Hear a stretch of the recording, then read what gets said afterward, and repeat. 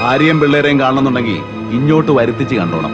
ഈ വള്ളംകളി കഴിഞ്ഞാൽ നീ നിന്റെ കുടുംബം കാണുമെന്ന് വിചാരിക്കണ്ട.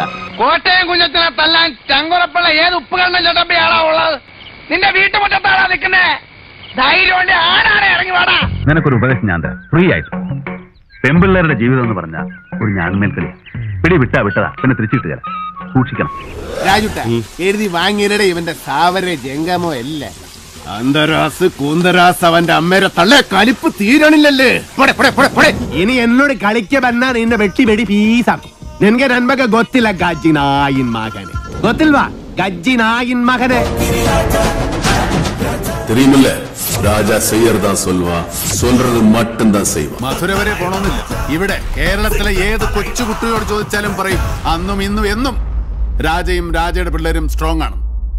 ഡബിൾ സ്ട്രോങ് അല്ല, ട്രിപ്പിൾ സ്ട്രോങ്.